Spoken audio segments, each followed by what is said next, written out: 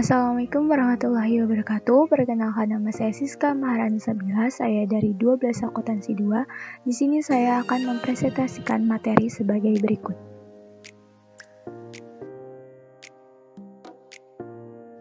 Materi yang kali ini kita bahas adalah mengenai PPN dan PPNBM. Lalu apa saja yang kita akan pelajari? Yang pertama, kita mempelajari mengenai dasar-dasar PPN dan PPNBM.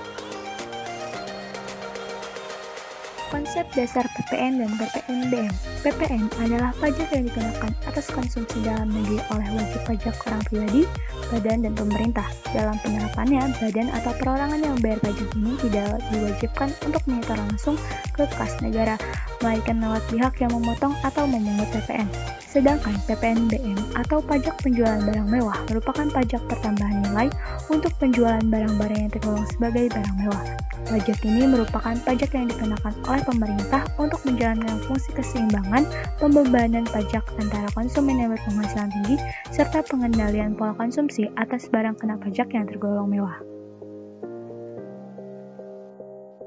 Yang kedua, kita mempelajari mengenai pengukuhan pengusaha kena pajak atau PKP.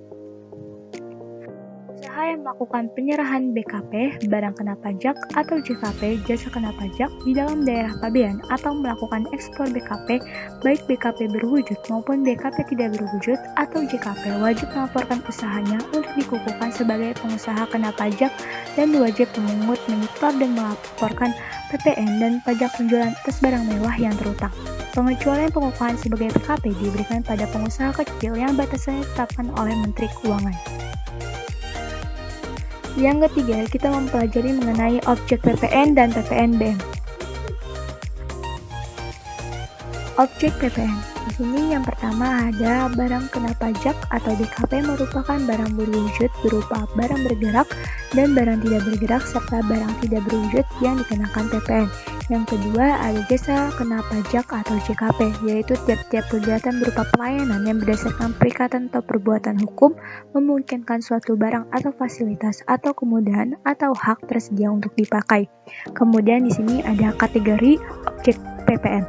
Yang pertama ada penyerahan BKP di dalam daerah pabean yang dilakukan oleh pengusaha. Yang kedua ada impor BKP.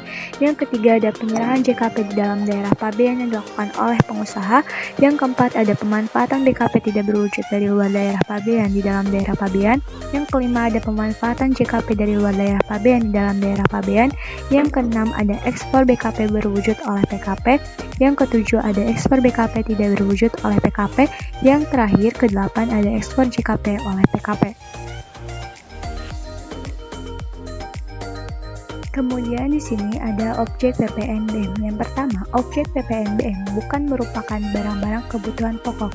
Yang kedua, objek PPNBM hanya dikonsumsi oleh orang-orang atau masyarakat tertentu. Yang ketiga, objek PPNBM umumnya hanya dikonsumsi oleh orang-orang yang memiliki penghasilan tinggi. Yang keempat, objek PPNBM dikonsumsi demi status atau untuk menunjukkan status sosial.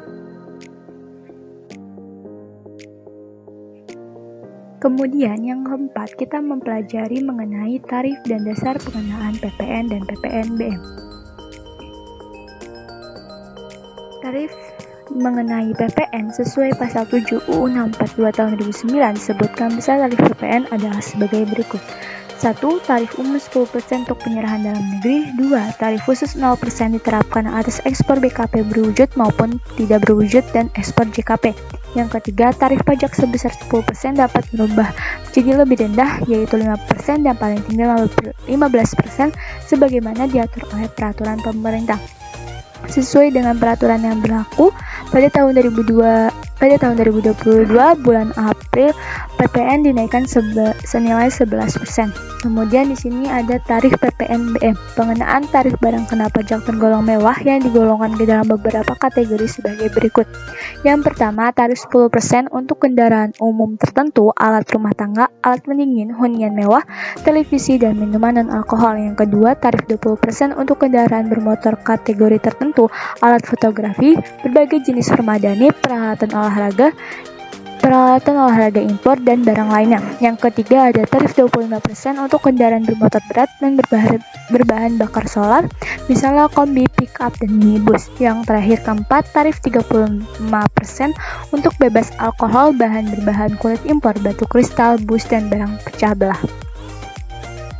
Kemudian yang kelima, kita mempelajari mengenai jenis-jenis dasar pengenaan PPN dan PPNBM.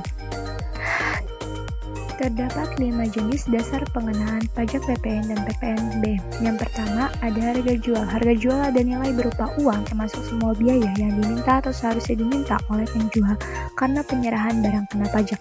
Yang kedua ada penggantian. Penggantian adalah nilai berupa uang termasuk semua biaya yang diminta atau seharusnya diminta oleh pengusaha karena penyerahan jasa kena pajak, ekspor jasa kena pajak, atau ekspor barang kena pajak tidak berwujud.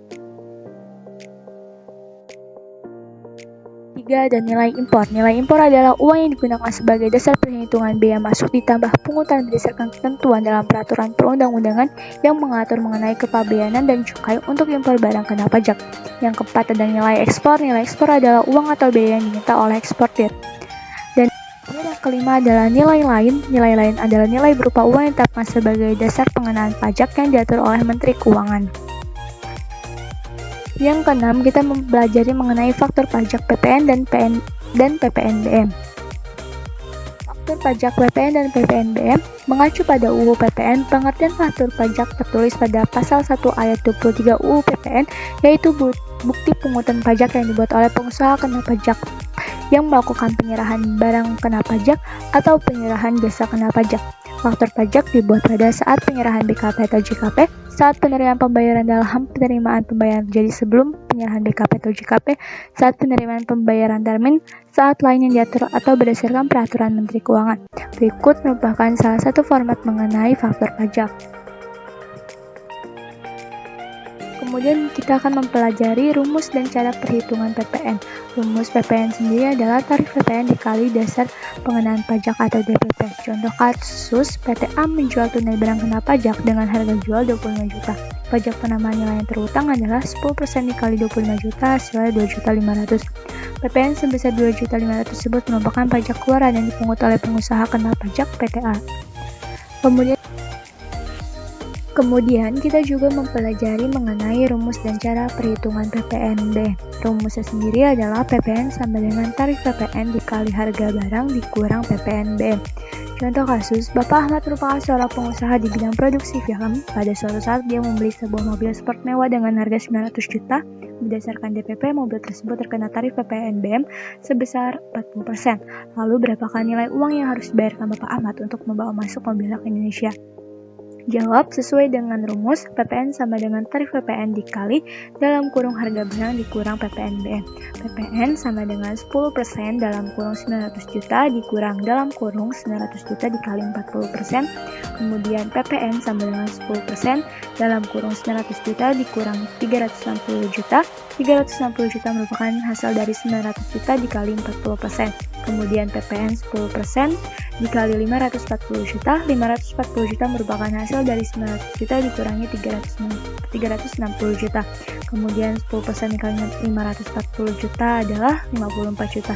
Kemudian total yang harus dibayar untuk bisa membawa masuk mobil ke Indonesia adalah harga barang yaitu 900 juta ditambah dengan nilai PPNBM senilai 360 juta, kemudian ditambah dengan nilai PPN sebesar 54 juta.